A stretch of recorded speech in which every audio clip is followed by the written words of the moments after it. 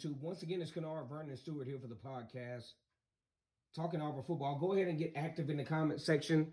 Subscribe to Vernon Speak Sports Auburn on the plains of Auburn. The battle cry is War Eagle. All right, so a lot of people like, okay, so the quarterback has to average 9 yards per catch. Yeah, he does. If you look at all the quarterbacks in the last few years that have performed on a high level, at least 9 yards per pass. Stetson Bennett, 8.9. Joe Burrow, when he was at LSU, almost 10 yards per pass. Now, here's the problem. At Auburn, you're looking at Bo Nix, who was the starting quarterback for the past few years, averaging about 7 yards per pass. And unfortunately, that's not going to get you to the level that you need to be as a quarterback.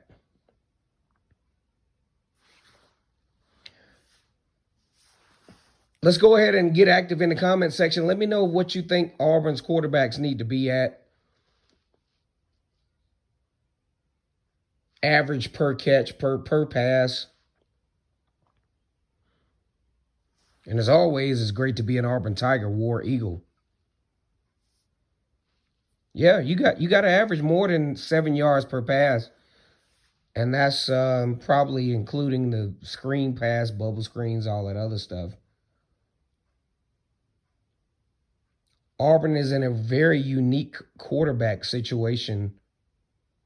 Got Zach Calzada, TJ Finley, and Robbie Ashford and Holden Grenier, all who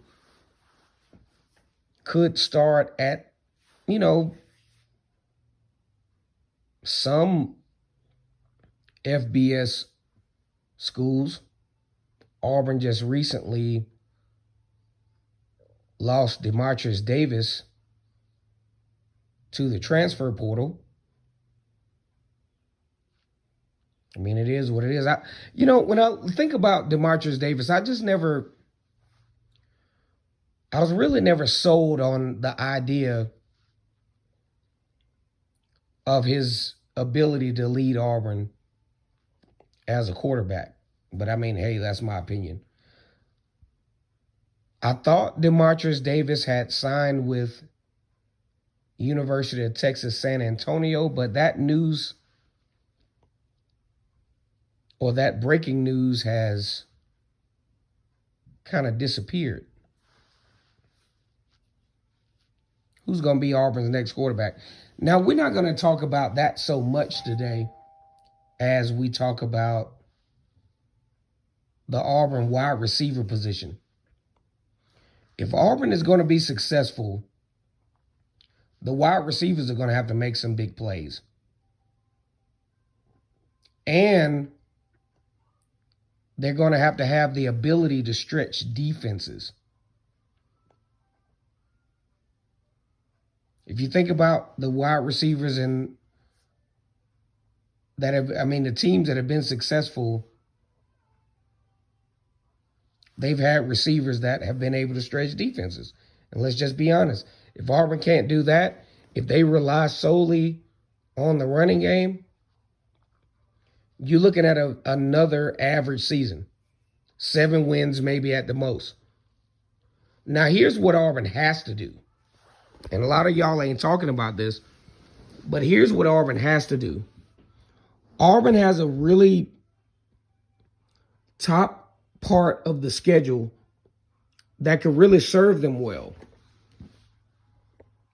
5 home games, one of which against Penn State, and one of which against LSU. I think if Auburn is going to be successful, they're going to have to at least get out of that part of the schedule 4-1. And that's with the loss to either LSU or Penn State, but they can't lose both. If they lose both, then you're going to get into the complaining mode And that bottom end of the schedule is not going to serve them well. Now, don't get me wrong. I did see some good things out of Tank Bigsby as well with receptions out of the backfield. I think he's starting to get a little bit more agile.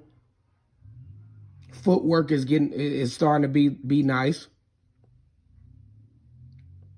But I think if Auburn is going to be successful, getting out of that first 5-6 games at a 4-1, 5-1 status will be good for them, because for one, you almost solidify bowl eligibility, because you're going to win a couple of down the stretch. You're going to beat either Arkansas, Ole Miss, or Mississippi State down the stretch. I'm not sold on the possibility of beating Georgia and Alabama, but you could escape out of this thing you could sneak out of this thing with about 7 or 8 wins if you play your cards right. But Auburn's got to get some solid wide receiver play, and preferably find a wide receiver in the transfer portal that can help stretch the defenses out as well. All right, so let me know what you all think. Short video. You know I do short videos. I don't like to talk too much. I like to get in and get out. Like the video, comment, and subscribe. And as always, great to be an Auburn Tiger or Eagle.